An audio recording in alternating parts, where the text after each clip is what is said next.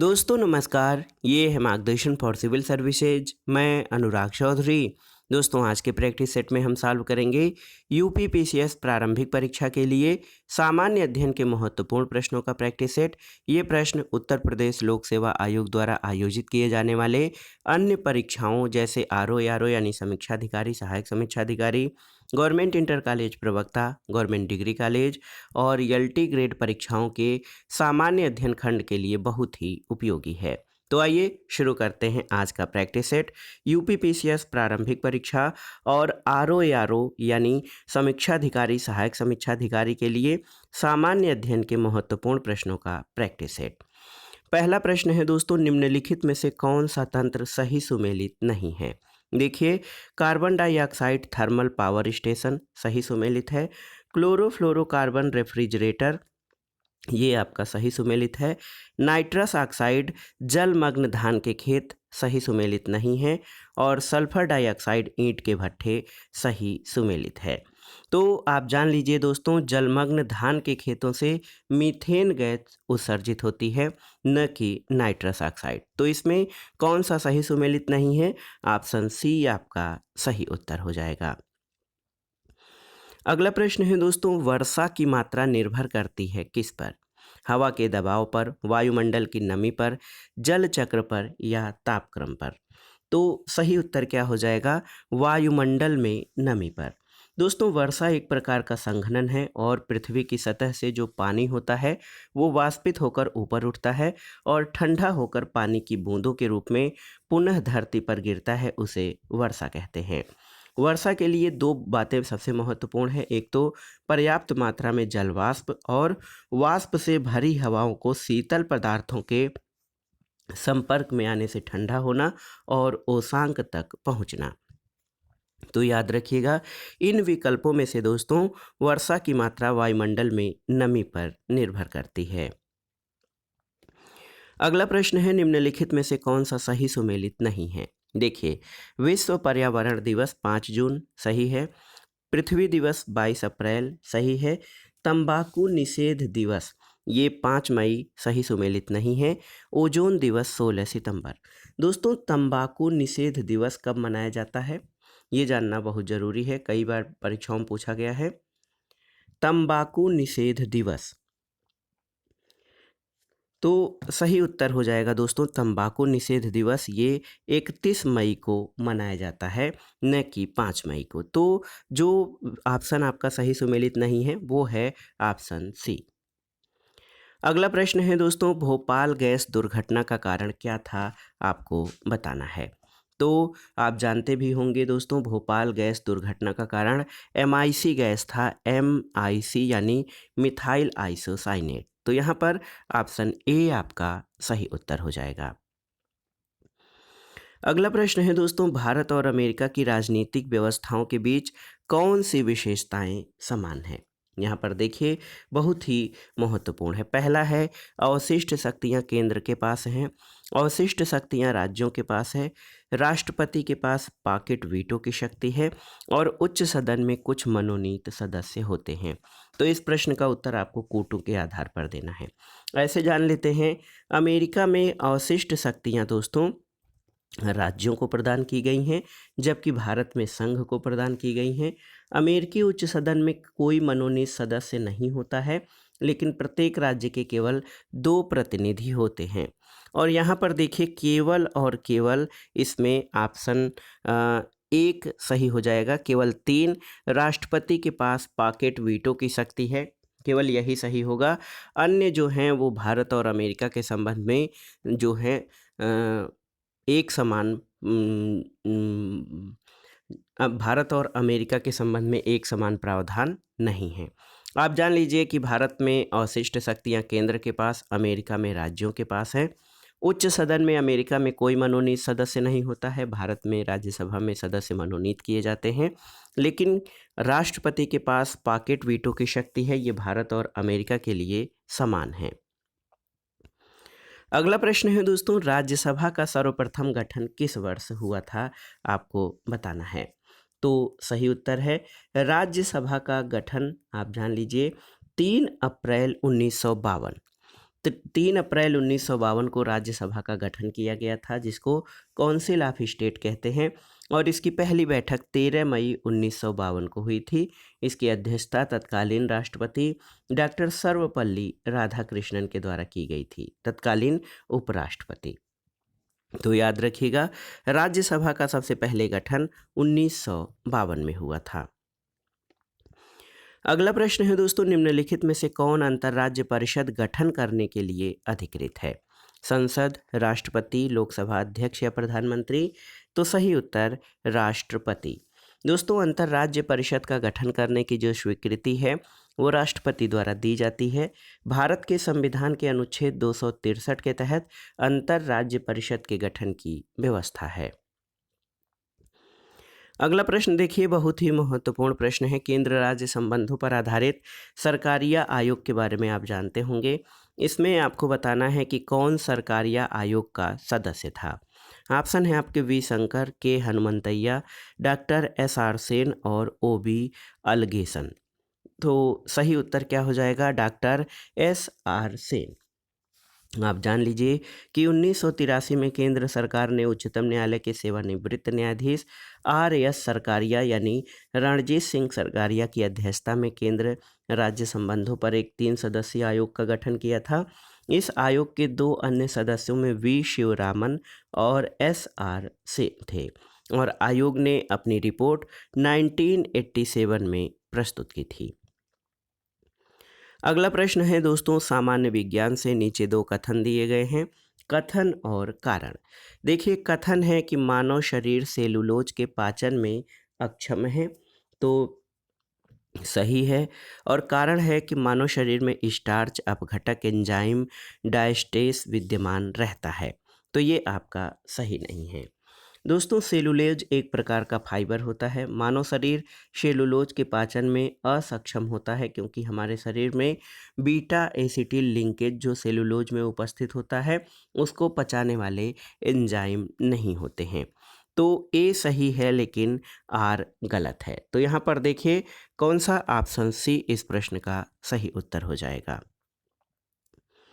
अगला प्रश्न इस प्रैक्टिस सेट का बहुत ही आसान सा प्रश्न, फलों के मीठे स्वाद का कारण क्या होता है? तो ये होता है फ्रक्टोज शर्करा, जिसको फल शर्करा भी कहते हैं। दोस्तों, फलों के मीठे स्वाद का कारण इसमें मौजूद फ्रक्टोज होता है। फ्रक्टोज को फ्रूट शुगर या फल शर्करा भी कहते हैं। यह एक कीटोनिक मोनोसैकराइड होते हैं जो पौधों में पाए जाते हैं, और ये पौधों के ग्लूकोज से जुड़कर डाइसेकेराइड सुक्रोज बनाते हैं। अगला प्रश्न है दोस्तों, ब्रिक्स देशों द्वारा कौन सा बैंक चीन में स्थापित किया गया है? तो इस बैंक का नाम है NDB यानी न्यू डेवलपमेंट बैंक। दोस्तों, बहुत ही महत्वपूर्ण प्रश्न है, आप जान लीजिए। ब्रिक्स जो है, ब्रिक्स ये विश्व की 5 तेजी से उभरती अर्थव्यवस्थाओं के देशों का अंतर्राष्ट्रीय संगठन है। इसमें भारत, ब्राज़ील, रूस, चीन और साउथ अफ्रीका शामिल हैं। और ब्रिक्स द्वारा न्यू डेवलपमेंट बैंक की स्थापना 2014 में चीन में की गई थी। अगला प्रश्न है, निम्नलिखित में से किस वर्ष संयुक्त राष्ट्र संघ ने परम गरीबी की परिभाषा अंगीकृत थी? 1994, 95, 96 या 97? तो सही उत्तर है 1995 में। दोस्तों, संयुक्त राष्ट्र संघ द्वारा परम गरीबी की परिभाषा 1995 में अंगीकृत किया गया, और परम गरीबी मानव जीवन की मूलभूत आवश्यकताओं जैसे भोजन, स्वच्छ पेयजल, शौचालय की सुविधा, स्वास्थ्य, आवास, शिक्षा और सूचना के घोर अभाव की स्थिति है। ये केवल आय पर निर्भर नहीं करता बल्कि सुविधाओं तक पहुंच महत्वपूर्ण होते हैं। अगला प्रश्न है दोस्तों, देखिए, ऊर्जा गंगा परियोजना से संबंधित आपको 3 तथ्य दिए गए हैं। इनमें आपको बताना है कि कौन से तथ्य सही हैं। यह गैस पाइपलाइन परियोजना है, तो बिल्कुल सही, ये गैस पाइपलाइन परियोजना है। दूसरा है, इसे अक्टूबर 2016 में शुरू किया गया था, ये भी सही है। और ये ईरान से भारत तक फैली हुई है, ये आपका सही नहीं है। दोस्तों, ऊर्जा गंगा परियोजना की शुरुआत भारत सरकार द्वारा 24 अक्टूबर 2016 को की गई। और यह एक गैस पाइपलाइन परियोजना है जिसका उद्देश्य भारत के पूर्वी क्षेत्र में गैस सुलभ करवाना है। और ये पाइपलाइन 2050 किलोमीटर लंबी है जो जगदीशपुर उत्तर प्रदेश को हल्दिया यानी पश्चिम बंगाल से जोड़ती है। तो इसमें 1 और 2 आपका सही हो जाएगा। अगला प्रश्न है दोस्तों, भारत सरकार द्वारा आरंभ की गई निम्नलिखित योजनाओं को समयानुक्रम व्यवस्थित कीजिए। इसमें आप देखिए सुकन्या समृद्धि योजना ये 2015 में शुरू की गई थी।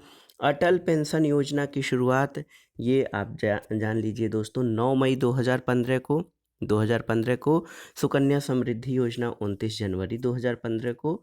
और देखिए मेक इन इंडिया ये 25 सितंबर 2014 में ये प्रारंभ हुई। और प्रधानमंत्री जन धन योजना 28 अगस्त 2014 को।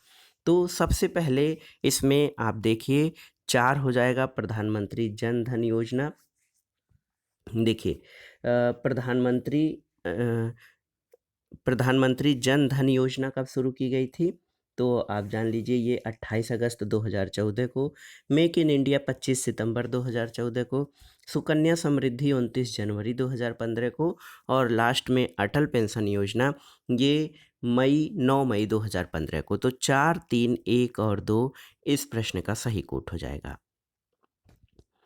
अगला प्रश्न है दोस्तों, निम्नलिखित में से कौन एक वर्ल्ड इकोनॉमिक फोरम द्वारा ग्लोबल जेंडर गैप इंडेक्स यानी वैश्विक लिंग सूचकांक के आकलन के लिए प्राचल के रूप में प्रयुक्त नहीं होता है? स्वास्थ्य, शिक्षा, आर्थिक स्थिति और आयाम। तो सही उत्तर है आयाम।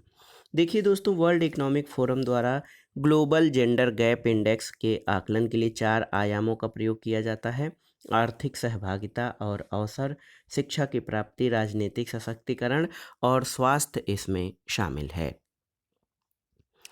अगला प्रश्न है, निम्न योजनाओं पर विचार कीजिए और उन्हें आरंभ होने के कालक्रम के अनुसार व्यवस्थित कीजिए। देखिए प्रधानमंत्री जन धन योजना आप जानते हैं 28 अगस्त 2014 को प्रारंभ हुई थी।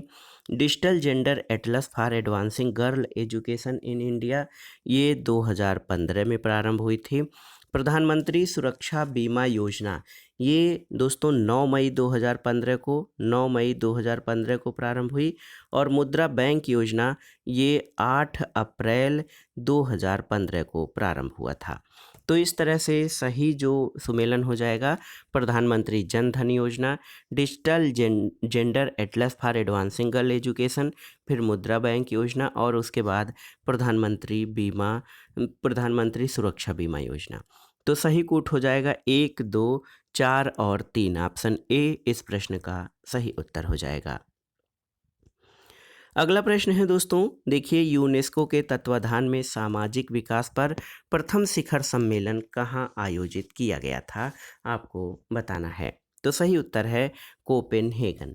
दोस्तों यूनेस्को के तत्वाधान में सामाजिक विकास यानी सोशल डेवलपमेंट पर प्रथम विश्व सम्मेलन ये मार्च 1995 में 1995 में कोपेनहेगन में आयोजित किया गया था। अगला प्रश्न है, यहाँ पर देखिए 4 विकल्प आपके दिए गए हैं, योजनाएं और उद्देश्य, इनका सही सुमेलन आपको करना है और आपको बताना है कि इनमें से कौन सा सुमेलित नहीं है। देखिए उदय ये विद्युत वितरण प्रणाली करने वाली कंपनियों के वित्त पोषण से संबंधित है, सही है।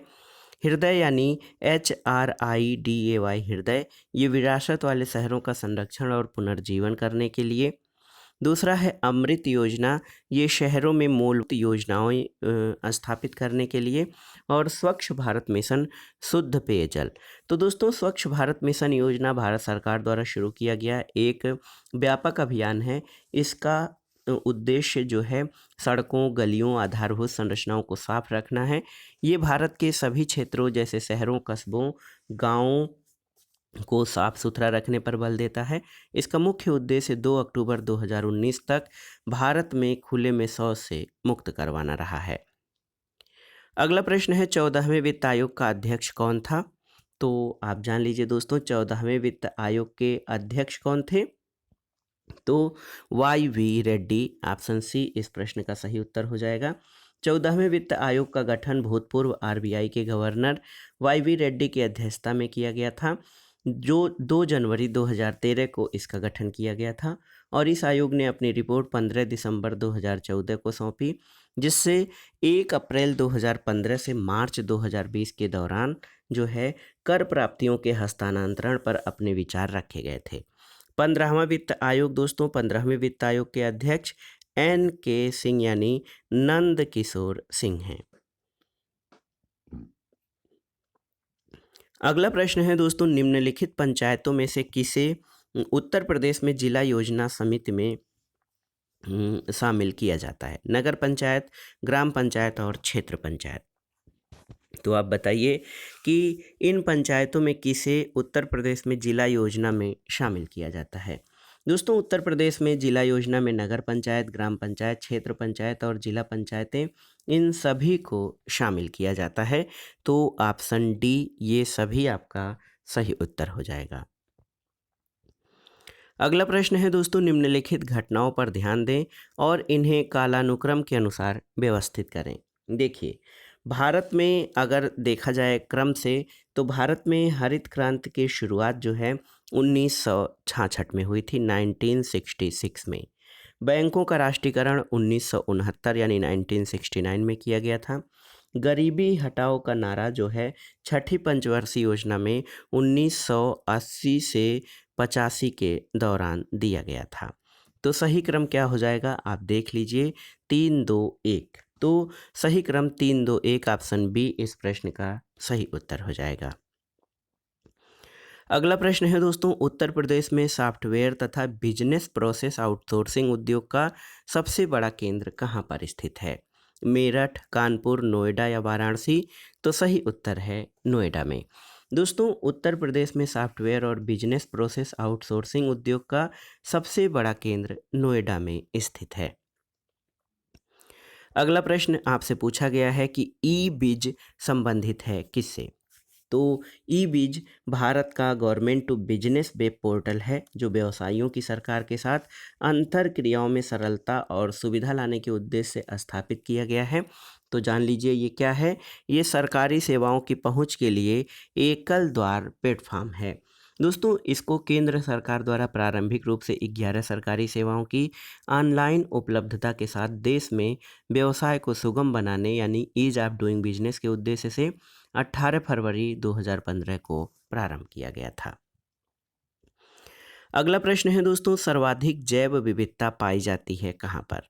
तो आप जानते हैं, उष्णकटिबंधीय वर्षा वनों में सर्वाधिक जैव विविधता पाई जाती है। उष्णकटिबंधीय वर्षा वन मुख्यतः भूमध्य रेखाओं के आसपास विस्तृत हैं। भारत के केरल राज्य में जो शांत घाटी में, यहाँ पर सर्वाधिक जैव विविधता पाई जाती है। और ये केरल के पलक्कड़ जिले में 12 किलोमीटर लंबी और 7 किलोमीटर चौड़ाई में विस्तृत है। अगला प्रश्न है दोस्तों, भारत की जलवायु परिवर्तन पर प्रथम राष्ट्रीय क्रिया योजना प्रकाशित हुई थी कब? आपको बताना है। तो उत्तर है 2008 में। भारत की जलवायु परिवर्तन यानी क्लाइमेट चेंज पर पहला एक्शन प्लान 2008 में प्रकाशित किया गया था। अगला प्रश्न है दोस्तों, वायु की गति निम्नलिखित के द्वारा नापी जाती है। बताइए, बैरोमीटर, एनीमोमीटर, हाइड्रोमीटर या विंड वेन? तो सही उत्तर आपका हो जाएगा एनीमोमीटर, ऑप्शन बी। दोस्तों, वायु की गति को नापने वाले साधन को एनीमोमीटर कहा जाता है। ये एक दिग्दर्शन की तरह दिखता है और इसमें 4 कप होते हैं जो कि वायु की गति को मापते हैं, और पिंड जो है वेग वायु की गति की बताता है। तो सही उत्तर है, वायु की गति जो है ये एनीमोमीटर के द्वारा नापी जाती है। अगला प्रश्न है दोस्तों, निम्नलिखित गैसों में से कौन सी एक ग्रीन हाउस गैस नहीं है? ऑप्शन देखिए, carbon dioxide, methane, nitrous oxide और ऑक्सीजन। तो सही उत्तर हो जाएगा ऑक्सीजन। दोस्तों, आप जान लीजिए कि carbon dioxide, methane, nitrogen oxide ये मुख्य रूप से ग्रीन हाउस गैसें हैं। इनके अतिरिक्त क्लोरोफ्लोरोकार्बन जलवाष्प भी ग्रीन हाउस प्रभाव के लिए जिम्मेदार हैं और इस प्रभाव से सूर्य की अवरक्त किरणों का अवशोषण कर लिया जाता है और ये वापस वायुमंडल में नहीं जा पाती हैं, जिसके फलस्वरूप धरती का तापमान बढ़ता जा रहा है और जीवाश्म ईंधनों के अधिक उपयोग से इन गैसों का स्तर तीव्रता से बढ़ रहा है। ऑक्सीजन जो है ये ग्रीन हाउस गैस नहीं है। ऑक्सीजन धरती पर जीवनदायिनी या प्राणवायु गैस है।